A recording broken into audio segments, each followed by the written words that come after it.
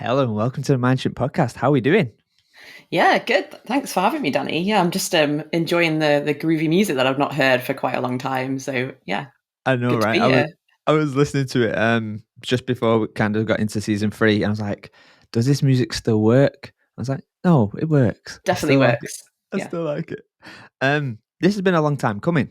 It's been a long time coming, and I was thinking while I was prepping for kind of this interview, I was like, "Oh, how did me and you meet, and when did this whole thing happen, and to now, right? Like, how we come to this moment where we're doing a podcast?" And I think I got thinking we probably got talking maybe 3 or 4 years ago, and if I remember right, the key conversation, our first conversation, was on a Teams. I think um, we talked about backstage, front stage design and learning, and kind of experience design. And then I think I got into a conversation around synthetic media and why people shouldn't be getting into instructional design now, because in 3 years' time, AI will be here. And then 3 years on, here we are. So that's an interesting point of reflection. But I guess, yeah, Helen, as we start this show, I like to ask two questions before we get into it. My first question is, what is your log line? My log line is, I guess, building connections and positively challenging. Okay. There you go. Uh, Okay, good. I like it. I like it. Um, so tell me a little bit around what you mean by that.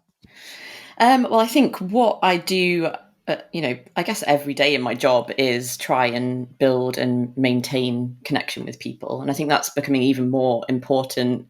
You obviously just mentioned AI, but as I guess our worlds change with the influx of new technology, I think building connections and human connection is just becoming more important than ever. It's always been something that I think it's been important to me anyway, in whatever role I've had, is just talking to people, gaining knowledge from other people, building those connections, building relationships. So I guess that's that side of it. And then the other side of it is positively challenging, because I think there's a lot of stuff that goes on in the industry that either needs to be called out or spoken about or positively challenged. And I guess that's what I like to do on a, I would say, daily basis. Maybe that's a bit too often, but quite often.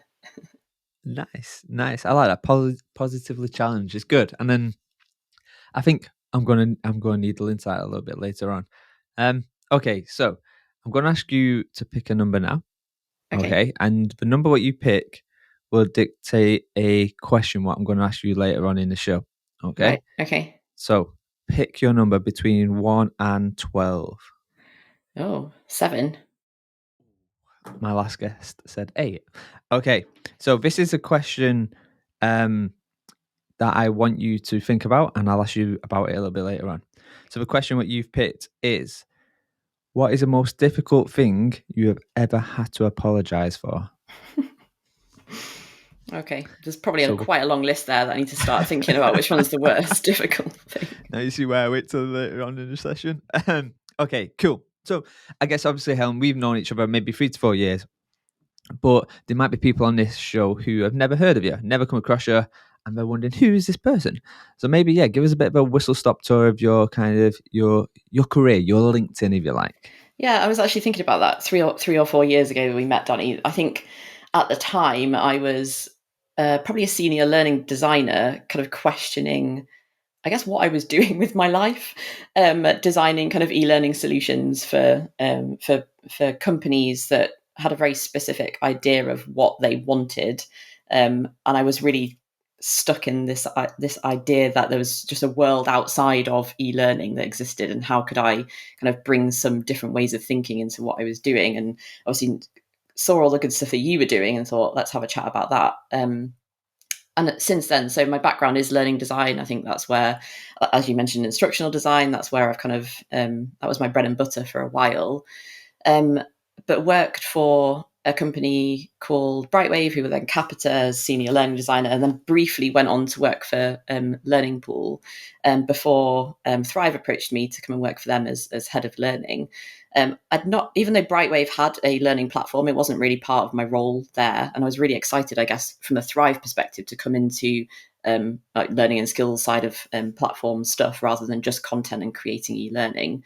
And it's been quite eye-opening, I think, to look at both the content side of stuff, but that other kind of experience of how do we create those learning experiences for people from a platform perspective. So yeah, worked for Thrive as head of learning, and then was promoted into the role I'm currently in, which is chief learning officer. I think I guess within the L&D industry, a CLO usually means you're an internally focused role that oversees the learning and development opportunities for a whole organization. And whilst I guess I do have oversight of that, my role is really focused on, well, I guess building connection, building relationships, to go back to what I spoke about earlier, and positively challenging in the industry as well.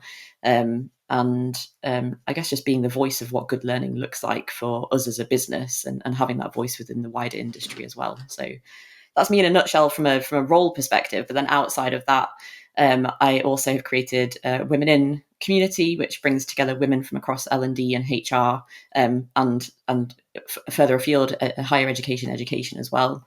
And I'm also host of my own podcast. So I host Diary of a CLO, where I get to talk to some amazing people, including yourself at some point. Nice, nice. Cheers on. I mean, thanks for the nice kudos there. I'll take that. So there's a load of stuff I want to kind of needle into on there. But I want to kind of first go back a bit more personal to you. So, you found yourself as a chief learning officer right now. And there's a good kind of career like path there where you just talked about. But what kind of made you want to get into learning, I guess, like in the first place? Like go right back to, yeah, in fact, let me ask you this question. When you was younger, and your parents or your teacher would say, "What do you want to be when you grow up, Helen?" What would you say? Well, I think when I was probably about 9 or 10, I wanted to be a hotel manager. Very specifically, wanted to manage hotels. First of all, I wanted to be the just responsible for looking after people, making sure they had a good time, had a good experience. Run everything that was. I just had this idea that a hotel was a really cool place to be. I mean, we didn't go to hotels very often. I just saw these amazing hotels in the town I used to live in. It was Harrogate, which is obviously quite posh.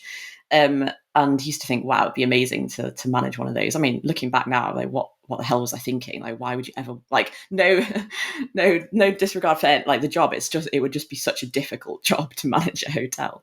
Not my skill set at all. So that would be the first one. And then I think when I was a little bit older, probably about, I don't know, 17 or 18, I used to work in a cheese shop part-time. And I think I could have carried on doing that as a job, as a full-time. I often look back and think, why did I leave that job? It's like being a cheese selling assistant, getting to taste cheese all day. That would have been an amazing career. So yeah, those two things: hotel manager and cheese seller. There you go. I mean, I think you might be the first who's ever said I was a cheese seller. How did how did that even happen? I got a part-time job in a cheese shop in my local town. Saturday girl behind the counter. Didn't realize how popular cheese was. Had no idea about all these people that would have dinner parties and have cheese boards after them. And the shop sold 250 different types of cheese, so I had to know everything that we sold, as well as kind of like other deli stuff as well, and all the stuff like the wine and stuff that would go with it. And I was just really good at having conversations with people, and finding out what they were looking for and recommending stuff to them as well. And then I ended up working for them. I went to college. I went to art college and realized it really wasn't really for me. So I dropped out and waited a year to go back to uni. And in the meantime, I worked full time at the cheese shop, and just met loads of cool people, loads of customers. But also I remember really specifically talking, this guy came in the shop and he was asking me for a recommendation of a cheese. And I was like talking to him about this particular cheese and saying how amazing it was, like going into all like the flavors and the background of the dairy that sold it. And I was like, it's just such a great cheese, blah, blah, blah. And then it turned out this guy was actually the owner of that dairy, and he'd come into the shop to see what we were doing and how we were selling his cheese.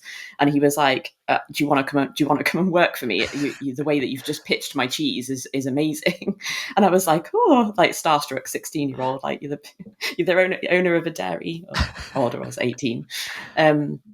And I just thought it was just I just happened to be really good at, I guess, that customer service side of stuff. Looking Mm, back, but yeah, it was a great job, but was something that I would never at the time have thought I can make a career out of this. I could have, like, looking back, opened my own deli, opened a cheese shop, something I could still do. It's in the back of my mind mm. somewhere. I think, I mean, there's a very clear follow up question on there, which is like, what cheese would you recommend? Like, what was your go to? What was the cheese? I mean, obviously, it was when you was 18, but like, yeah, what's the cheese of choice? If you had to offer me a cheese right now, what would it be, Helen? Well, I go for my, like, traditional choice would always be a cheddar. I just don't think you can beat a cheddar. I love mull cheddar is the best cheddar out there. That we can have an argument about it later with anyone who wants to. But then if you want something fancier, I'd go for a cheese called a mimolette, which was, it came in as a round ball. It's from France and it is rock hard, and you have to cut it with a massive cleaver about this big and rock it side to side to cut it in half and then slice it up. And it's really hard, but really nutty and really unusual. So, yeah, those Wow. are the two ends. Cheddar being very traditional, mimolette being something you probably never had before. Mm. Yeah, I There mean, you there's go. times when I've gone for like, yeah, when I've got this selection of cheeses, when I've gone out somewhere and I'm eating some cheese, I'm like, I honestly can't taste anything here. Like this could literally just be something, and maybe it's not my, it's just an unsophisticated palate, maybe. Yeah, you're just a heathen, Danny. That's all. Yeah, this is it. This is it. It's been said before, and I'm sure it'll get said again. Um, so you went from being wanting to be a hotel manager, and right the way through to kind of this cheese connoisseur, let's say. Um, to being in learning. How? I mean, and then somewhere in between there, you've got that whole kind of thing around art college. So yeah, walk me through that. Yeah, so I was started art college at York St John, doing kind of art and design, very practical production of art. But as part of that, there were art history seminars. And I'd almost gone to uni to do specifically to do art history. And every time I had one of these seminars, which I think was like once a week, I thought this is actually what I want to be doing. I don't want to be doing the practical side of stuff as much as I enjoyed it. It didn't kind of light that spark for me. So I went back to uni to do art history at the University of Nottingham. Um, and that was like really where I just had this idea in my head that I was gonna end up doing a PhD. I was going to become a lecturer, and I was going to lecture in art history, and that was what I had my mind set on from probably not straight away, but towards the end of my bachelor's, definitely, and then I did a master's, started a PhD, and was very much kind of on track to do that. And then I realised, like, halfway through my PhD, I don't want to be a lecturer. It's not actually, like, it's just not what I envisioned. It's quite interesting because I think I found it really difficult um, to come to terms with how subjective art history was. So I'd be researching something quite particular, obviously for a PhD. It was on 1960s conceptual photography, and I'd argue kind of that we should be looking at this idea around these photographs, and then someone would come in and say, "Well, I don't agree with that, and here's why." And we'd end up having a quite heated conversations around it. And I just realized that actually everything is just so subjective that it doesn't actually mean a lot. And it's really hard to kind of, I guess, verbalize what I really mean by that, because it's good to have debate, it's good to have different opinions, but it kind of made the whole process of being an art history PhD or a lecturer pointless to me, because whatever you said, someone could argue against in the opposite Mm, direction anyway. So it really lost a bit of value for me in that respect. And so, yeah, I dropped out of that and ended up just qualifying with an MPhil at the end. I did a I don't know, 60, 70,000 word thesis and still got a qualification at the end of it. But yeah, I just realized lecturing wasn't for me. And then I was at that point where I thought, I don't really know what I want to do with my career. I hadn't really necessarily at that point I'd been thinking I was headed in a certain direction and then just didn't have anything to go towards. But I really needed a job as well. So a company in Nottingham called BYG Systems, who I think still exists, they do bespoke learning solutions for customers. Um, they were advertising for a script writer, I think the role was at the time. And I thought, well, I'm good at writing, good at researching. They wanted a huge list of qualifications. for a graduate role, but I needed a job. So I thought, okay, went to interview, and I always tell this story about the interview because it just sticks in my memory so vividly. I had a 3-hour written exam for the role, which was just ridiculous. Like they asked me to write a whole script for an animation. Looking back, I didn't really know what I was doing because didn't know what a scriptwriter was, didn't really know what e-learning was, didn't know who the company were. I was just like, oh, just winging it essentially. Wrote down this like 3-hour test, and that was fine. So they called me back for an interview, which was the next stage after that would have been a face-to-face with the managing director. And halfway through the second interview, they said, oh, the MD's actually in his office, come and meet him now, and kind of like threw me in the door with the MD, totally Wow. unprepared. And the MD as I was sitting opposite him, he was like looking at my paper CV because it was a paper one, I'd printed it out, and he was like, okay, like really like looking over it in what looked like a lot of detail.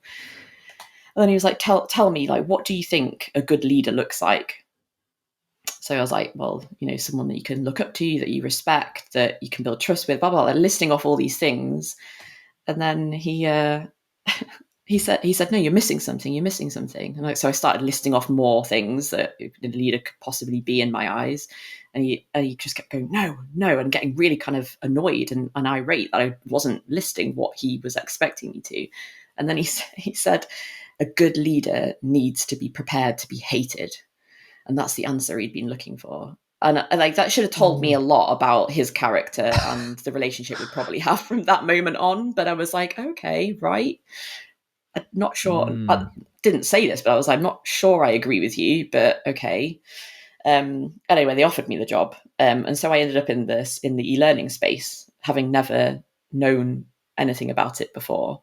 And yeah, I guess the rest is history there. From moving from that kind of e-learning back, quickly realised that a lot of the skills I had.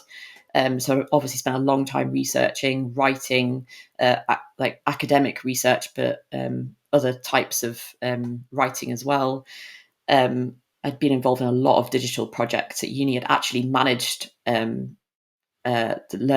Because I did teaching as part of my PhD. I'd actually managed modules via Moodle, so I had been involved in that kind of LMS side of stuff without necessarily knowing, Mm. which tells you a lot about how those kind of systems are run in a university as well. And so I quickly realized, like, actually I've got more experience here than you're kind of letting me I guess play with. You're saying that I'm only just worthy of being a scriptwriter in your organization, but actually that's ignoring a lot of the stuff that I'm capable of. So I was there for 5 months, learned a lot about the industry, about what was good about it, what wasn't as great. But it definitely wasn't the space I wanted to stay in. So moved on. To a global corporate organization called Thomson Reuters, who you probably would have heard of. It's fascinating when I speak to people from learning development and people who are still in learning development. No one really has a career path to getting into learning development. I think, I mean, there's certain people who will have this natural career path, they'll know what they want to do. But I reckon if you reverse engineer, someone somewhere has formed that opinion, probably someone from L&D, one way or another, or HR. Um, and but often you just fall into it by accident. When I think about the people who I know very closely, when I've spoke to them about their kind of way in, it's always by accident. But there tends to be a unique set of skills, I guess, a bit like Taken, right? The people who are really good in L&D or who find themselves into L&D tend to have this collection of skills. And I think you've talked about some of them already. You've talked about kind of having that thing of having a point of view, just a bit around being able to have healthy debate, but actually them customer service skills and then empathy and stuff. And I want to kind of get into that a little bit later on. But so you went from there all the way through to where you are right now, which is Thrive. Um, in that whole period of them times and them little touch points throughout that journey, what's been your biggest aha moment? I guess from an industry perspective more broadly, um, is how interconnected a lot of people. So I guess I'm gonna answer this from a couple of different perspectives. So there was at one point when I realized that a lot of people knew each other and were interconnected, and ideas were kind of shared in a big bubble that I'm now part of and now contribute to. But I think that was a big kind of, oh, there's a whole kind of industry around this that I just had absolutely no idea of. It's like learning technologies, for example. Never heard of that before, and then suddenly it's like something that is highlighted in the calendar every year. Um, the other one is that a lot of teams that I was working with. So obviously, I've always worked vendor side. So even when I was working with Thomson Reuters, we were selling compliance solutions to external customers. And I would say that a lot of the teams that we worked with didn't really have a good understanding of what they were looking for or what they were trying to do as a result of the training, which has constantly been kind of a big gripe of mine with whatever I've been doing, is there was no opportunity to, I guess, dig deeper into the why and what are you actually trying to do. We were often approached by people saying, this is what we want you to do for us. And there was no time to ask why at that stage, because they'd already signed a contract. There was already a project manager assigned, and that kind of stuff. So I think the aha moment there was that there's actually a lot of questions unanswered that, and that was across the organizations I've worked for. So BYG at the beginning, but then Thomson Reuters, then Brightwave, and then very briefly at Learning Pool. We were constantly faced with teams who just didn't want to spend the time getting underneath the why of what they were asking for, but also a lot of people thought that they had done that and that they were doing the right thing for their people and the businesses, and so it was very hard to convince them otherwise when there was opportunity to do that. A lot of the time, I think one of the biggest pain points for me was just having to create and to produce something without there being a lot of time and consideration for the why and what do we want to get out of this. So I guess that's not really a positive aha moment, but it was a bit eye-opening from my career perspective, in that there was that opportunity there to start pushing back and encouraging that pushback at the pre-sales stage of conversations. So a lot of the time I'd try and get into those conversations to start digging into what are you actually trying to do here, and is e-learning really going to be the answer for you, which was really difficult because I was working for e-learning vendors. And so, ultimately, if I start asking too many questions, they're not going to make money. And then I'm going to be out the door because I'm going to be asking too many questions. Yeah. So I think that the really good thing about working for Thrive now is that we're working with L&D teams who really want to make a difference for their whole organization in a variety of different ways. It's not just like, oh, here's a piece of content that's going to solve this solution. It's thinking about that much bigger picture. And that is where it's much easier to have those conversations and be part of conversations where people are willing to do that as well.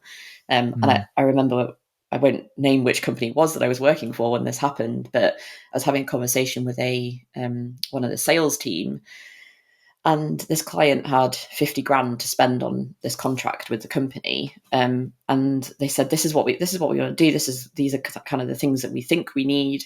And we worked with them to figure out, what it was. And it came to about, I think we would have costed it about 25 grand. So I took it back to the salesperson and said, this is what I think they need. This is the cost of it. And he said, well, where's the other 30 grand? What are we going to spend the other 30 grand on?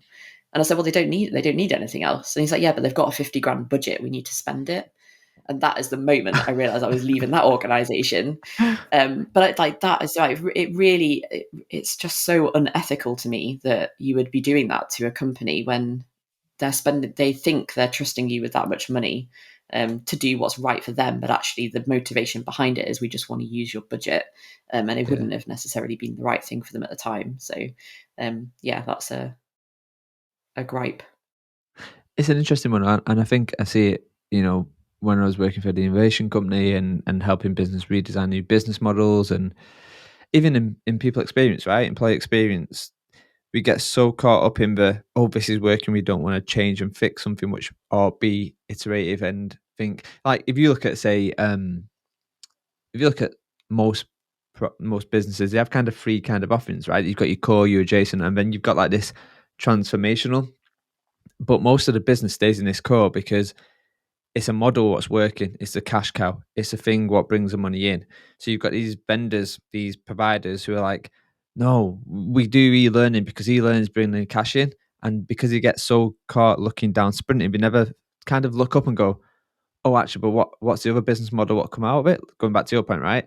Actually, there's a consultancy arm here. What could spin out the back of this, where we can start to go, actually, is this a real pain points our customers are feeling? And if it's not e-learning, what is it? And is there an opportunity there to spin up Hmm. another kind of service? Um, I guess when I think about that part of you, and then I come back and I start thinking about, I think it was during COVID. Um, I remember, so we're friends, obviously. We're friends on Insta and stuff. I remember seeing that there was a period of time where every time I went on LinkedIn, there was a nice little doodle, a little sketch, a drawing what you'd done. Um, so it's interesting that you went into art college and you have clearly got an eye for good design. Like I've seen some of the slides where you've done. I've watched you at talks and stuff like that. Your slides are always look amazing. I mean, you've got this artsy side of you, which is the sketches and the drawings. But yeah, but I've kind of stopped seeing them. Why? I think I just haven't charged my Apple Pencil for a while. That's a cop out answer. Yeah, it's a good question. To be fair, I think so. I actually started. I mean, as you say, I've always been arty. Like every school I've been to, like art was the thing that I did. Um, I've always had an eye. My mum's an artist as well, so it's definitely where I get it from. My dad can't even draw a cat if you asked him, so it's definitely my mum's genes that I've inherited there. But and so I love doing like the creative, like crafty side of stuff with my kids as well. Like that's something that I love doing.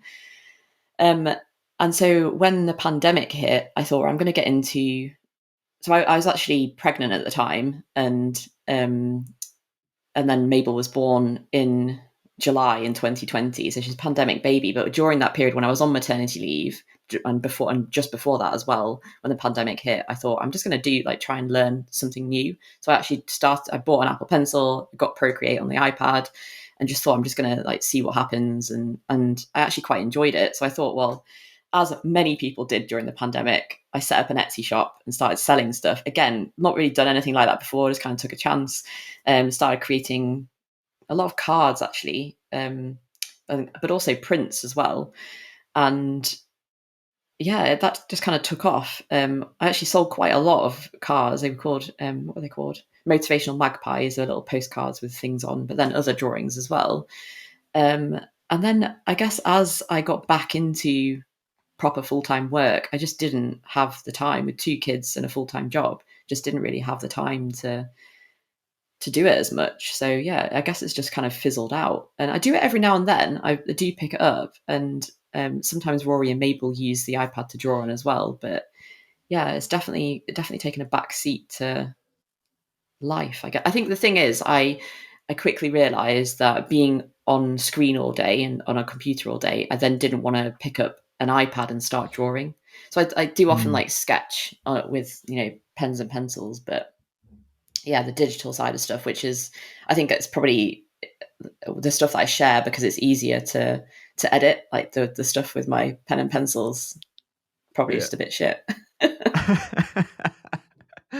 I want to see him again. I want to see him again. I used to enjoy him. So maybe this I don't know if this came up actually when we very first met. Like I think at the time you think of bringing me in to do a talk or a workshop or something, and I think that's how I end up finding out about your sketch. I think you was talking about him at the time. I think I can't remember. I can't picture it properly now, but I want to see him again. I used to be a keen drawer as a kid, and then I lost that skill. I didn't do it. And I remember I tried to pick it up a few years ago, and oh my god, it was shocking. Um, but yeah, I want to Yeah, see him you again. do have to. You have to kind of you definitely have to practice. Like I've always had this thing, like oh, I'll just be able to pick up a pen and pencil and be able to draw something in the way that I used to be able to, and it's definitely not that easy. Um, and I can understand why my mum often gets frustrated with her paintings. I mean, she's an abstract artist anyway, but like she really struggles sometimes to bring her idea and her vision to life. And I can totally relate that you just have to kind of constantly practice on that. And I guess maybe that's why that I don't practice enough. So whatever I'm doing, I'm just like, oh, I don't want to share that with anyone. It doesn't look good. But actually, yeah, maybe that's worth sharing because of that. I don't know. Mm.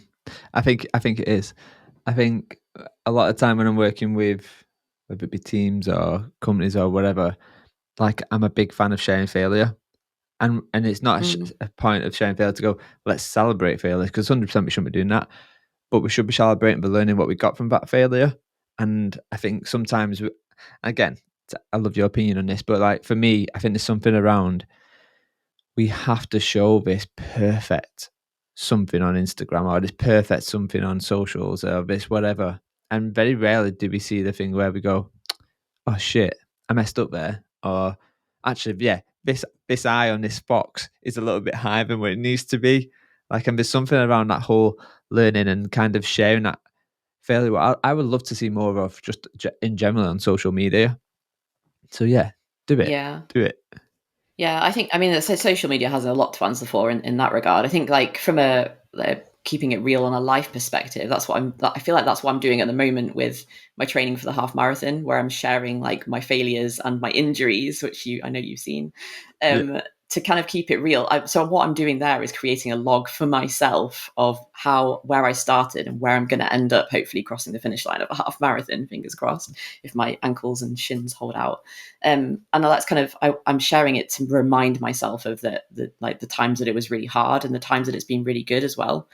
Um, but I think, yeah, from that failure perspective, it's something we talk about a lot. At Thrive, but also outside of that in the women in community as well, like failing fast and learning faster. Just like is that saying that people use, and it's true. It's true to show that side of yourself is important, and it's, I guess, it's where you do your most learning, isn't it? Like everyone has to there is always failure in what you're doing, but it's then the progress after it that's important. so what's made you do this half marathon? Like, what's been the thing where you've gone, I'm going to do it? Like, yeah, tell me about that.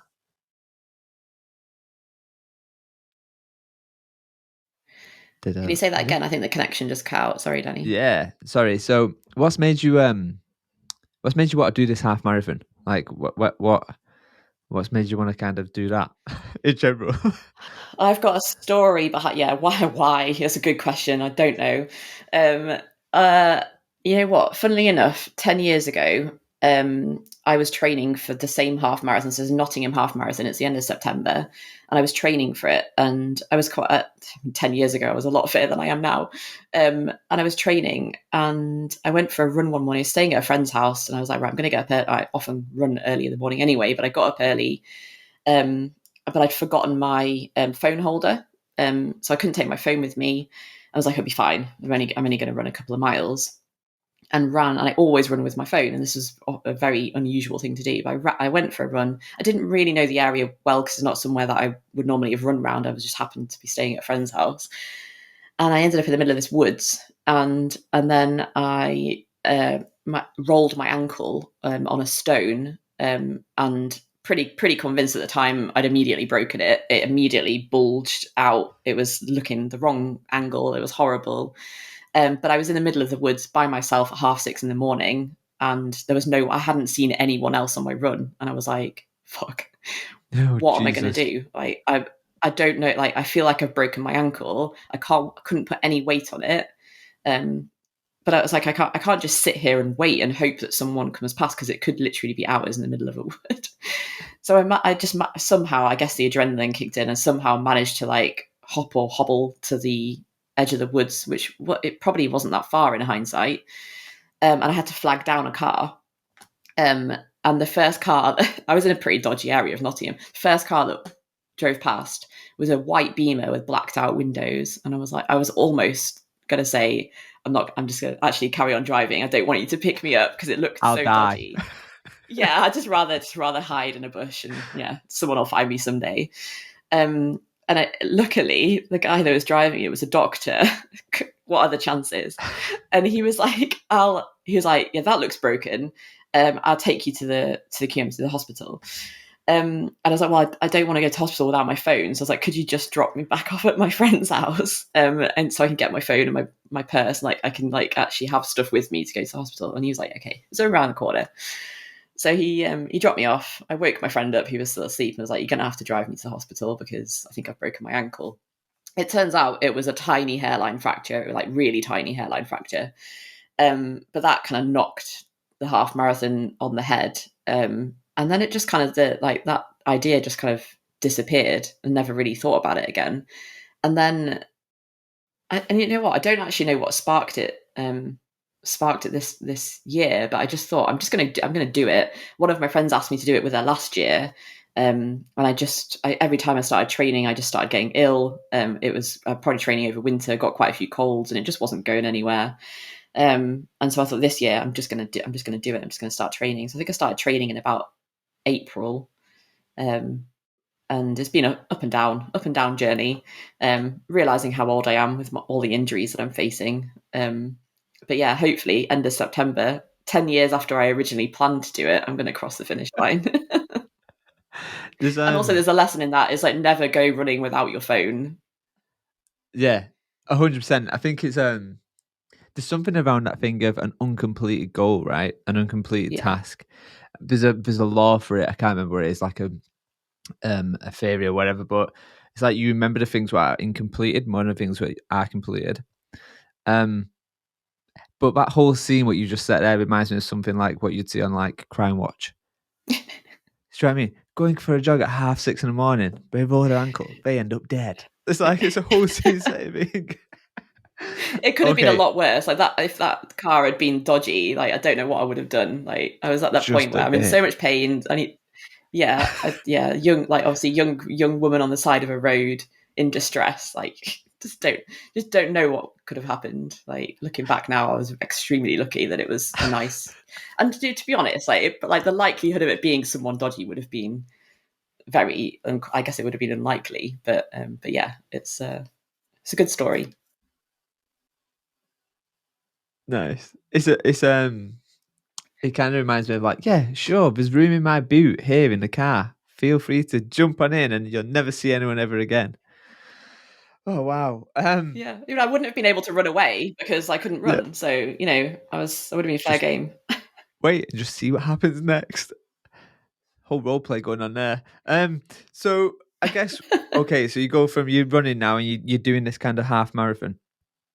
And I guess the thing what I'm kind of thinking about is you've your whole kind of journey is you get into this space of selling cheese, into learning one way or another. Before that you went to be a hotel manager, and then like you've got all these other little tasks going on. And I guess what I've probably noticed over the last maybe year is obviously there's a running thing what you're doing now.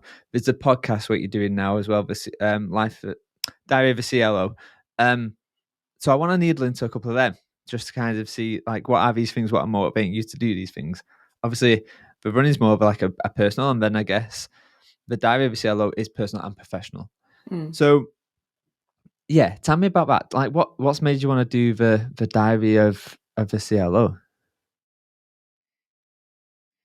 I think that, like you say, that's from a kind of a thrive perspective as well. But I think that comes back to this idea of kind of positively challenging the industry to put kind of voices out there that yes are kind of well known in L&D, but then bringing people from outside the space into the conversation with, I guess, a lot of similar themes. I think it's normally around kind of leadership, people management, emotional management, mental health, human connection, building relationships, that sort of stuff.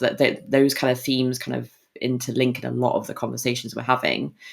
Um, but there's been a lot of people releasing podcasts recently, and it was something that we'd kind of dabbled with, I think, in the past at Thrive, but not really had someone to kind of fully commit to it and to kind of be that voice for the podcast. So it seemed quite a natural thing for me to take on and to do. And I think that idea of being able to have conversations with people and lead a conversation in a certain way and get certain stuff out of people when you're chatting to them is it is a skill, and it's been, I guess, one that I didn't necessarily know that I had in that capacity either, but it's been something I've been much more consciously aware of since doing Diary of a CLO. But it's allowed us to have kind of conversations with people that we maybe wouldn't have necessarily been having conversations with previously. So people have started kind of, they reach out to me quite a lot on LinkedIn or via email, or to Thrive in general, or L&D teams that we work with will start talking about how people within their organizations have listened to certain episodes that we've published. So it's that kind of reach of ideas um, and challenge and concepts that are relevant to L&D more broadly that I think is important. And it's been really eye-opening from a personal perspective to be doing a podcast. It's not something I'd ever done before. I didn't know anything about like recording or editing or post-production or how, just connecting it to Spotify, like all those kind of things, like tracking the metrics of it, like all the stuff that like in and out. But it's just been, that's been I guess the biggest skill I've learned this year is the like podcasting side of stuff and everything that goes into it. So it was a bit of a again, coming back to this idea of failing. It was just an idea we thought, well, let's just give it a go and see what happens. It's really taken off. It wouldn't have been a huge deal, I don't think, if it hadn't worked out. We would have probably just done something else. But it just seems to be really hitting the nail on the head a lot of the time with the conversations that we're having, and the content that we're producing. And it's the important thing for me is that it continues to spark conversation after people have listened to the episodes. And that's the thing. Like that is the whole purpose of it, is to carry on conversations. So it's been really good. And it's definitely something that I'd continue, wherever my career takes me. It's something that I think I'll still want to do. It's like having the time to do it as well. Like it's a huge part of my role. So I'm glad that I have the time within my position to be able to commit to it, because it's a big task. And I think that you don't necessarily see all that kind of all the behind the scenes stuff that goes into creating and editing and post production, which again you'll well know. Yeah, I was just for the listeners, prior to this conversation, I've just been to the barbers. Helen was saying how cool my hair looks. Cheers, Helen. You didn't say that. I just made that up. But I was having a conversation with my barber, and he was asking me, "What are you doing today?" I was like, "Right, well, I've got to do 2 podcasts today. One with you, one with another guest." And he's like, "Oh, right, okay, cool." He's like, "How long does it take to do your podcast?" I was like, "Well, depends. Sometimes the podcast is 2 hours long. Sometimes it's 60 minutes. It really does vary." He's like, "Oh, that's not too bad." But I'm like, "Yeah, but on average, it takes about 4.5 hours to do one episode of a podcast if you're doing it all on your own." Like, if there's a lot of effort in it, there's a lot of effort. And like you say, it's the research of it, it's the editing, the connecting of Spotify and iTunes and all these other things. And then you've got the whole marketing arm behind it, what needs to happen. I guess there's 2 things probably what I've noticed in my whole thinking about podcasts is, one, I believe a good podcast interviewer is really good at sense making. So obviously, when I talk on LinkedIn and stuff, I talk about sense making, right? Audience listening, understanding a problem and getting really in. And I think if you're a really good podcast host and interviewer, you're really good at doing that audience sense making, and that actually what is it they say they want versus what we actually really need and stuff like that. And I think that's probably, I agree. I think that's one of the skills what's sharpened for me is that. But you've had some pretty cool guests on your show. You've had kind of Sally Gunnell. In fact, let's talk about Sally Gunnell first. Like, what's your experience of interviewing Sally? So I tell everyone this story when I speak to them, but I absolutely fangirled over Sally when I started recording the episode. I was just spent like 5 minutes gushing at her basically. I had to edit loads of it out, and there's still quite a lot of it in there. But like Sally was a bit of a hero of mine when I was younger. Very sporty and did athletics a lot and cross country, and like the tail end of her career was just about when I was old enough to just start being interested in athletics and sport more broadly. So I'd kind of, and my mum was a massive fan. Well, both my parents were a massive fan of both PE teachers, both massive fans of hers as well. So she was a bit of a household name for me when I was growing up. And so I just happened to notice on LinkedIn that she was running her own health and wellbeing business, and ended up connecting with her. And I sent her a message and was just like, I love you. Come on my podcast. Like, I'd love to talk to you. And luckily she didn't block me. She replied and was like, this sounds really cool. I'm happy to have a conversation, and came on the podcast. Um, and it was just a really interesting conversation around kind of how her mental health had affected her performance when she was again coming towards winning gold medals or the end of her career, and how she pulled in a team of people around her to help and support her at a time when it was really difficult to admit that you were struggling mentally.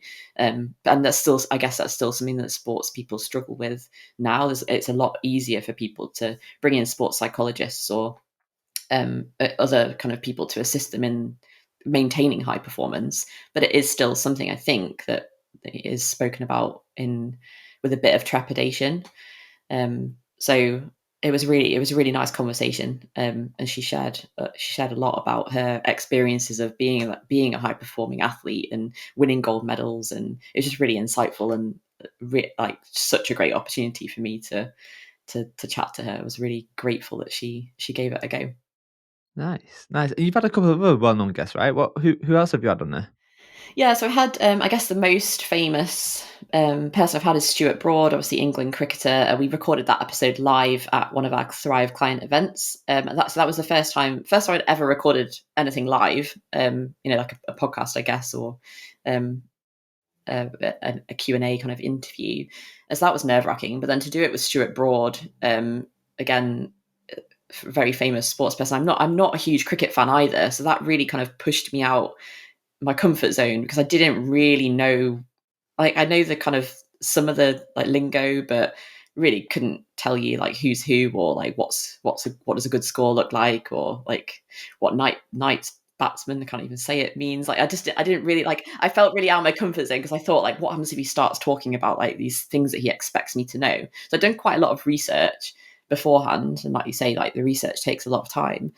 um but fortunately, like, he is so, I mean, he's just retired, and he's now got a contract with Sky Sports commentating on the cricket.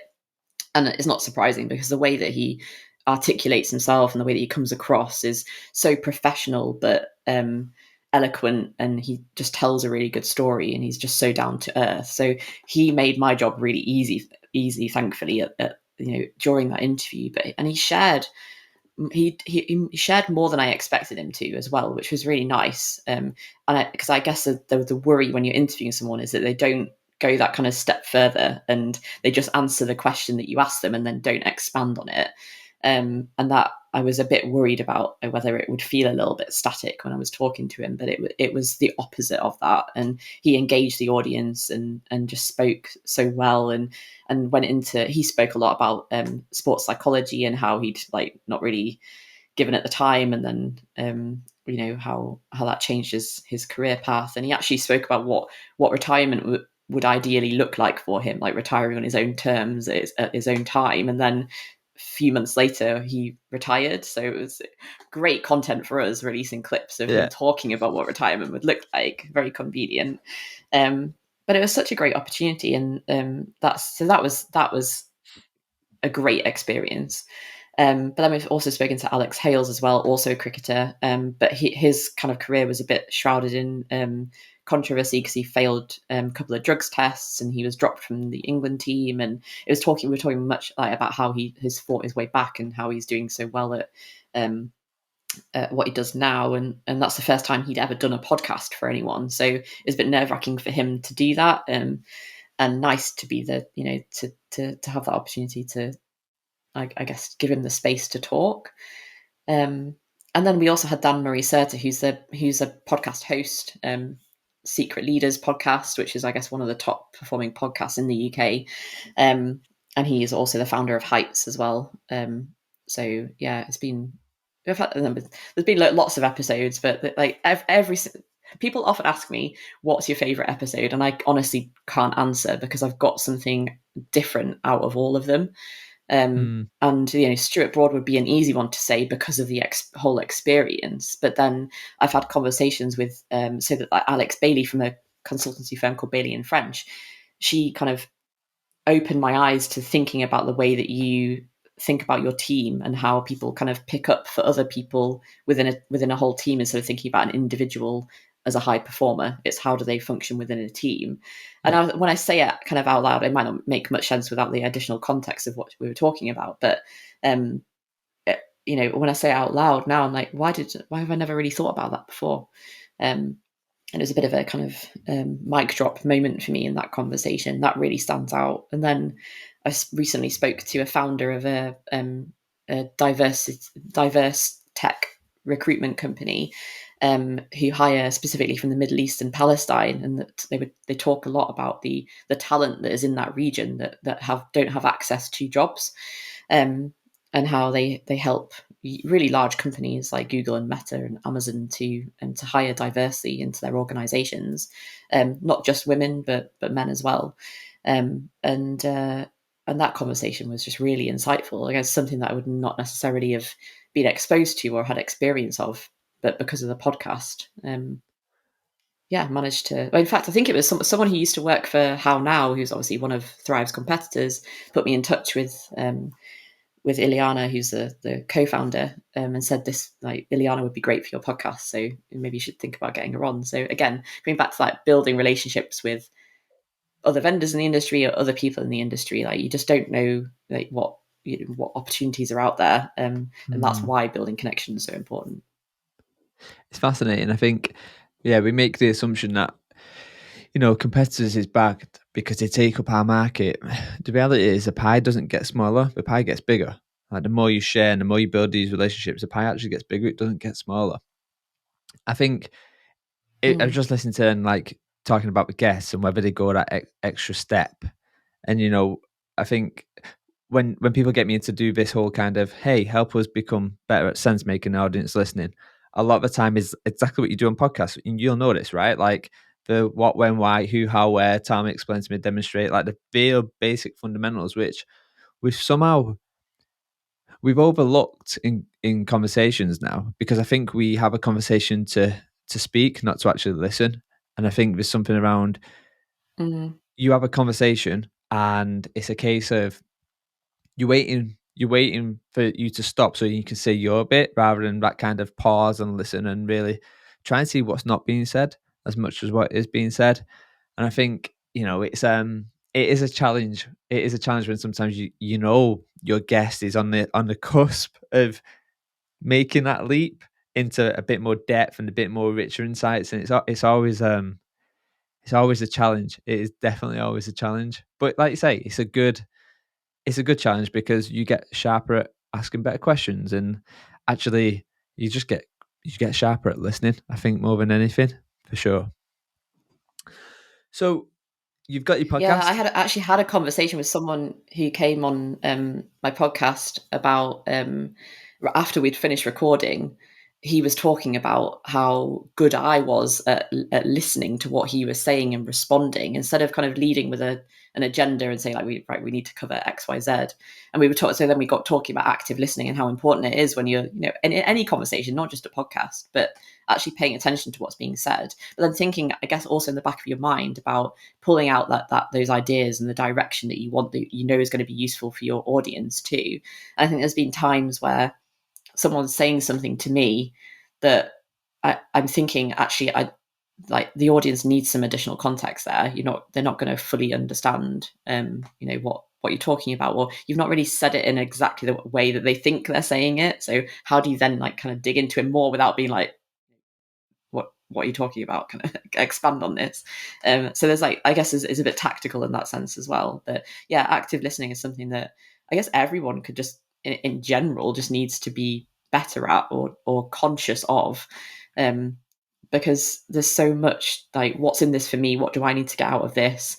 Instead of thinking about what you're actually saying and what is definitely being said, rather than only thinking about your own agenda in a situation as well. 100%. I mean, just look at every single team meeting you go to.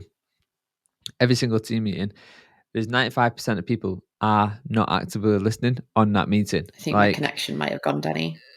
oh, can you hear me? I can hear you now. Yeah. Okay, cool. Um, Team meetings, you hear that all the time. Like everyone gets on a team meeting, and the reason why your team meeting expands usually is because there's no kind of rigor to what everyone's getting together for anyway. But it's because people aren't actually listening, but they're waiting because they've got an opinion, and this opinion is something they've got to get across without actually going, my opinion has now changed, and actually I'm allowed to change my opinion. I don't need to say this thing. I don't need to say that thing. Honestly, 95% of piss poor meetings and just bad time drags is down to that difference between listening and active listening. But I want to take away from the podcast for a second, and I want to kind of get you into this whole space of, in fact, no, I was going to take you into the communities where you built. But before there, let's go back to that question, what I asked you right at the very start.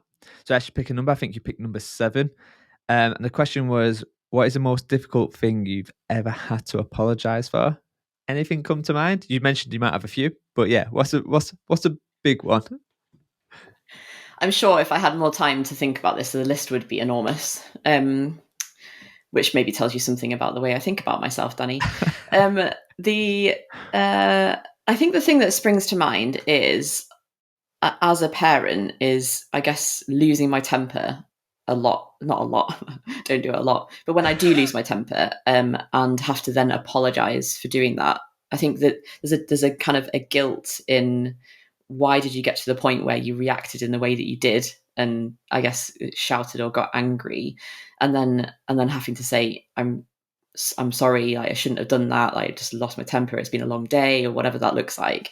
So I think it's difficult because obviously it's not a nice situation to be in anyway, but it's also something that you don't necessarily want to be. You want to be role modeling apologizing for things that you've done wrong, and I think that it's really interesting, the change that I see in, I think Rory, not so much in Mabel, like because Rory's nearly 6, and Mabel's only 3, but the change that you see in him, he's obviously very upset when you're in that situation. If you've both got angry and you've both lost your temper, and then I apologize for saying, I'm sorry, I shouldn't have lost my temper, it wasn't the right thing to do, blah, blah, blah.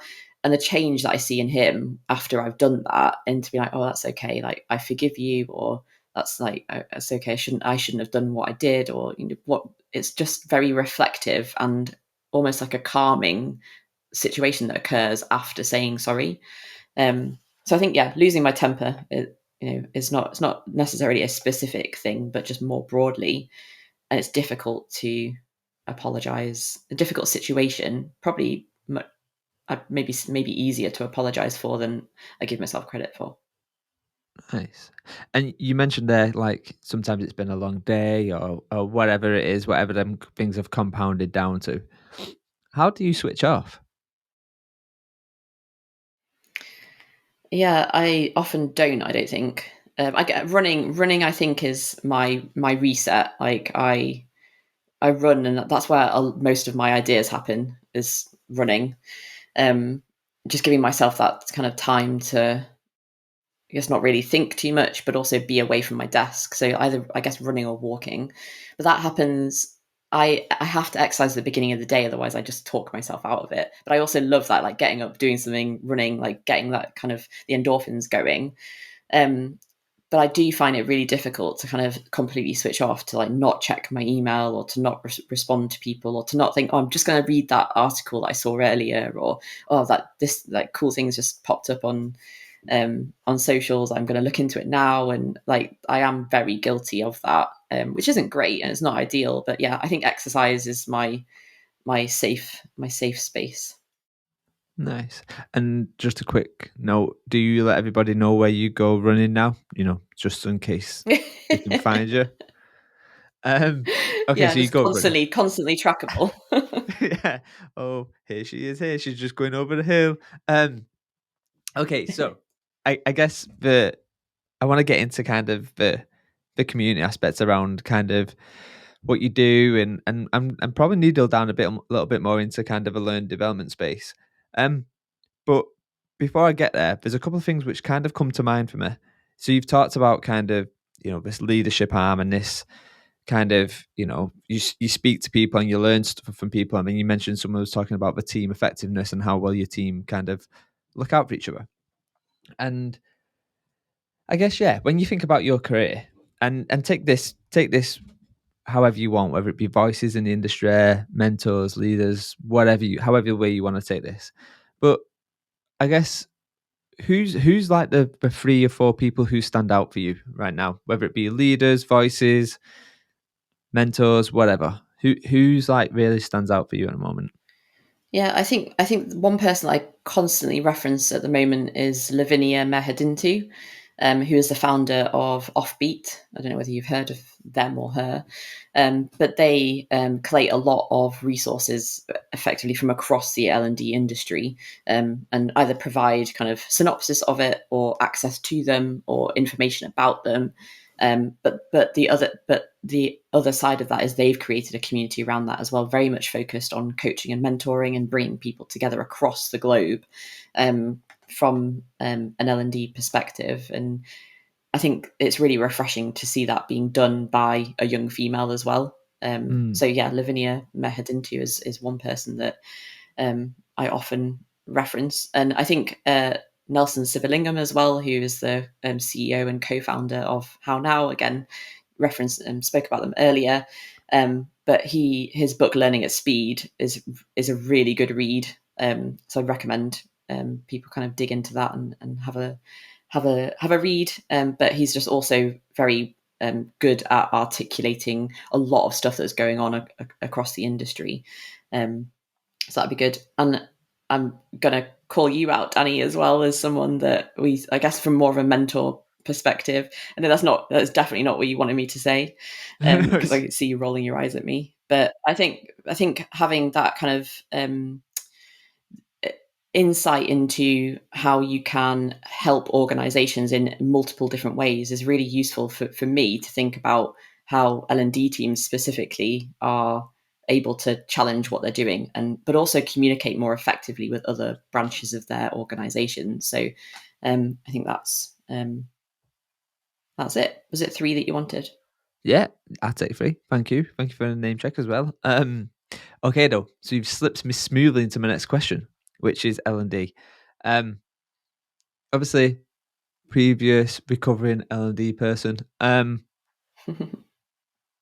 guess tell me, if I was to kind of put you in with, I don't know, let's put you in a lift with someone, or an elevator for the US listeners.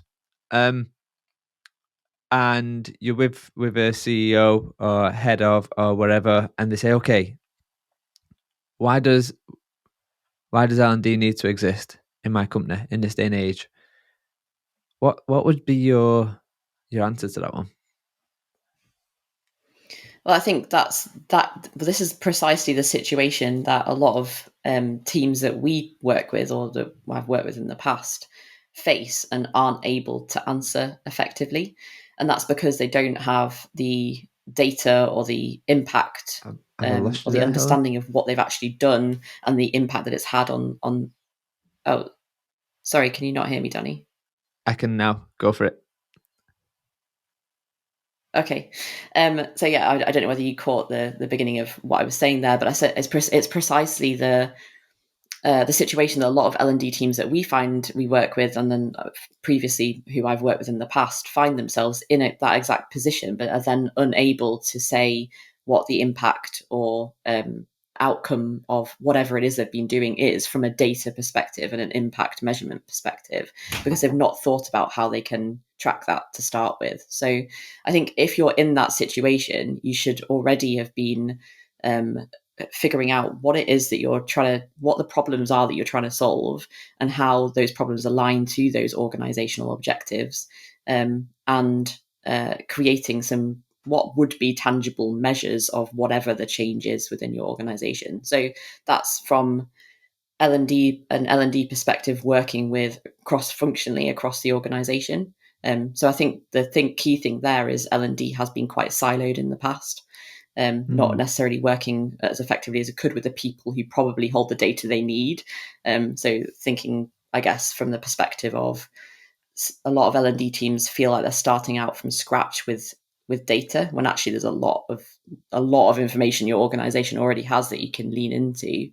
And so whatever it is that you're doing needs to be recognized as a real problem for the business or for teams or for departments or whoever it is that you like, however your organization is structured.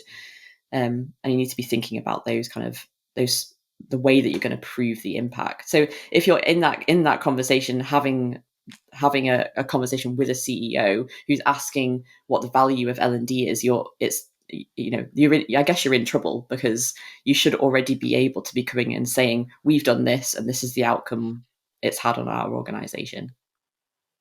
So Nice. I've been a bit of a roundabout answer to your question there. No, no, this is good. This is good, and I think you hit the nail on the head with one part of it as well, which was what you do for a business. I think from my point of view, I think L&D, what is, when I was in it, you can get rid of it tomorrow. I think the future of L&D is quite exciting, and I think the future of L&D has to move from L&D to just being this people, this kind of this problem solving team. But the problem Mm-hmm. is to make that leap is really hard, right? Like a lot of the time, working with other clients, working with past clients in the past, it's like, right, how do I? It's giving people the skills and the culture hacks and the capabilities to do that. So whether it be design thinking, system thinking, service design, experience design, it's about this whole team accounting what needs to happen first and foremost. Going back to your point earlier, which is actually how teams work effectively, and the ways of working needs to change. But there's a whole capability and skill piece what needs to go behind it, and it's interesting to go, okay, well, I'll just go and see someone who does service design. Well, actually, service design and looking at it from a culture point of view is very different, because you need to have an experience and depth in that area first and foremost. But I think you're exactly right. It is that business thing first and foremost. It's that thing of, actually, forget about learning, take that out. What problems have you fixed for the business is the bigger question for sure. And I love that bit at the end, Mm-hmm. which is like, look, if they're asking you what do, you're already a bit up shit's creek, is it? I think that's the saying, because they should already know Yeah. that, right? But there's something about sharing it as well. Like, do you think L&D share enough the stuff what we do, or do you think they're kind of just like British and like we don't shout about how good we are? I don't know. What's your thoughts on that? Yeah, I don't know for sure. I think my feeling is probably they're not they wouldn't be shouting about their success. Yeah, that's a tricky one, because I think that L&D have a hard, the organizations that we work with, the L&D teams have a hard time obviously talking, like promoting what they're doing and saying, we need to do this, or this is the challenge we're trying to solve, and this is what we need to roll out, and kind of, I guess, marketing what they're delivering to people. So I guess adding the extra noise in of, look, here's what we've done, is sometimes a bit of a tricky place to be in. But I think Mm, we're definitely seeing customers, like Ann Summers, for example, do it really well, where they do kind of a recap of what they've done, what they've achieved, what the impact's been, and really think about it from a kind of that kind of metric and data perspective. Um, so yeah, I think it's always a challenge. And I think actually from a remote or hybrid perspective, shouting about stuff needs to happen more regularly, because if mm, you're not together often and you're not overhearing things or just having a casual conversation with someone, you need to go that kind of extra step further and really say, like, this is what we've done, this is what we've achieved, and bringing the right people into that conversation as well. I mean, ideally, in my mind, an L&D team should be having regular conversations and regular touch points with areas across a business. And so people, and that's kind of like building advocacy and building those champions, and then it's something that continues continuously. um, and that is an ideal, and I know that does happen in a lot of organizations.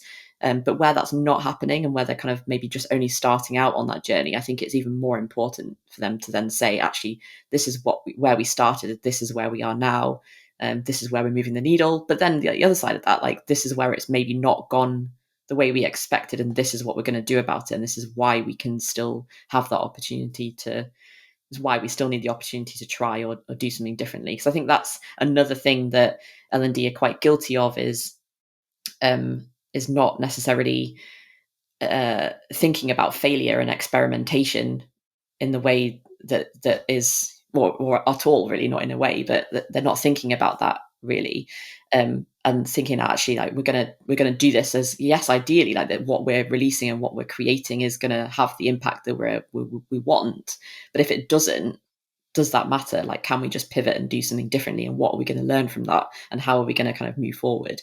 And I think that kind of like experimental mindset is really important to L&D teams. That is, again, probably comes back to your point about upskilling, and that's something that we need to be doing more as L&D professionals, is getting comfortable with those kind of that kind of experimentation mindset, and also that kind of growth mindset, I guess, alongside that.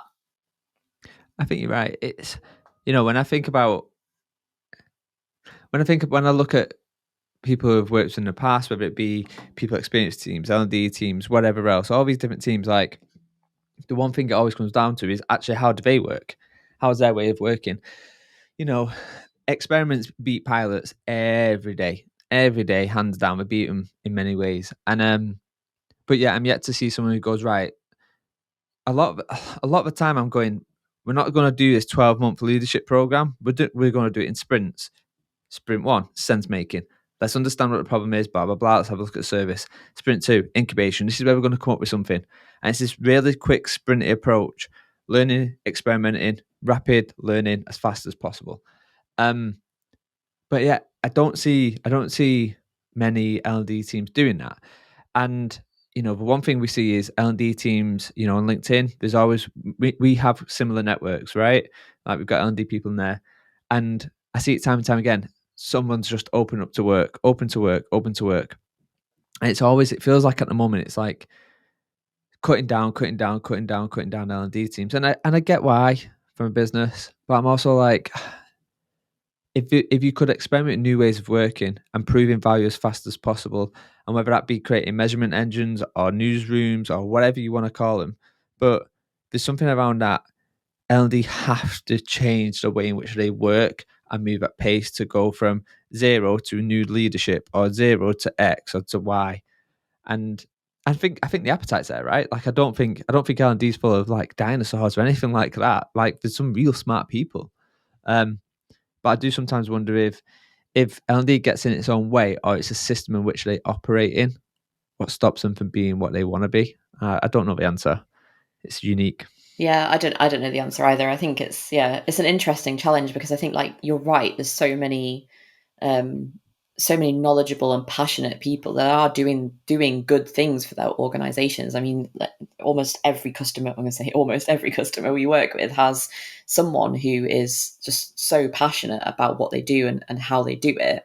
Um, but it's that, are they caught in a system where there's still that kind of idea of what L&D is for an organization that just isn't modern anymore. And so it's kind of like, Mm.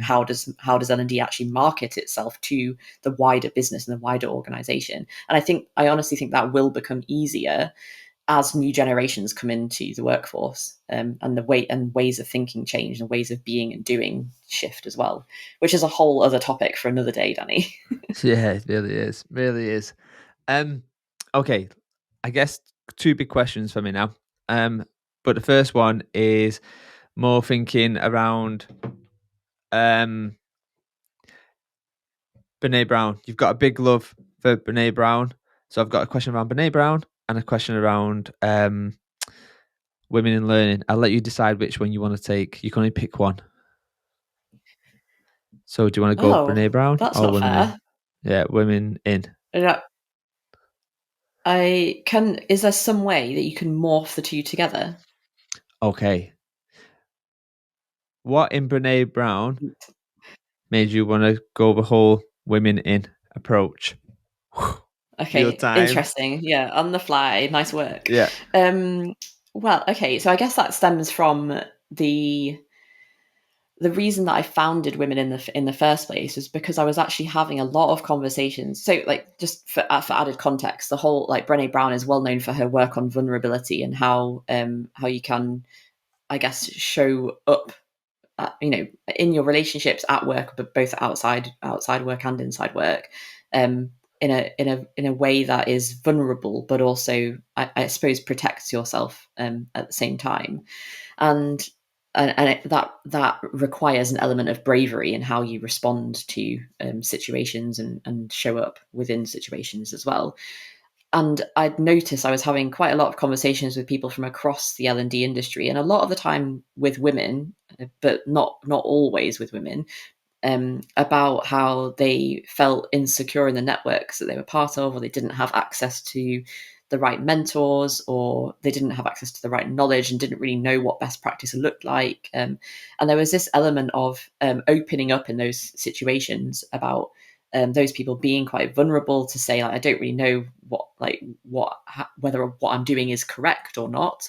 And they were just one-to-one conversations that I was having, but I started to notice a pattern that was being repeated in a lot of these conversations. And I thought there's actually an opportunity here to actually bring these people together into a space that allows them to be that vulnerable with each other, saying, I actually don't know the answers. I don't know. I feel like I'm supposed to know the answers, but actually I don't. And can you offer me some guidance? Can I connect with you to do that? And so I created Women In, is coming up to, well, it's about 9 months ago now. And the constantly the level of feedback we get from the community is about how amazing that space is, that they just come in and the conversation just starts flowing. And I don't know what magic it is that I've managed to create, but it is like a form of magic that people are able to come together, ask questions, and then get really honest response, help, advice, feedback, whatever it is people are looking for. They often find it within the group. And I think it's because of that it started off from that place of people feeling quite vulnerable, and there were a lot of people actually who were returning to work after like periods of time out, that didn't really, like, they felt like their finger was off the pulse and they needed that connection. And I think if I hadn't started from that point of that very kind of human need for that connection, that knowledge, that advice, that kind of magic that we're seeing in the group now probably wouldn't be the same as it is, because I've heard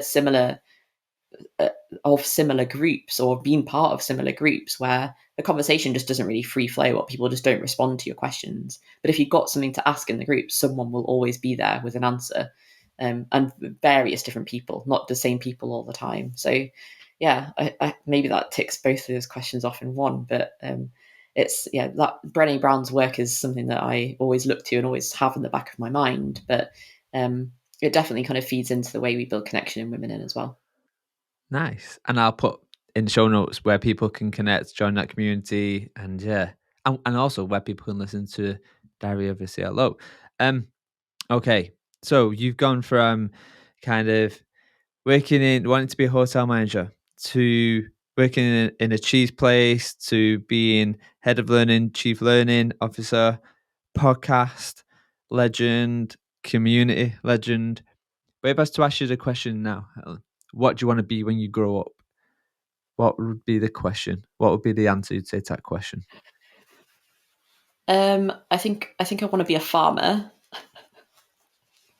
Okay. Just to throw another curveball in there, but I just got this idea of, like, owning a small hold in the countryside, not being bothered by anything, in the middle of nowhere. You know, having some chickens and some eggs, and I don't know, living off the land. I am not green fingered in the slightest either, so it's definitely a pipe dream. So maybe just living in a house in the middle of nowhere is where I'll end up, like writing books or drawing, posting on Instagram. Nice. Nice. Helen, it's been an absolute pleasure. Thank you very much for coming on the show. Thank you for having me, Danny. It's been great. Cool. All right. You have a great day, Helen, and I will speak to you soon.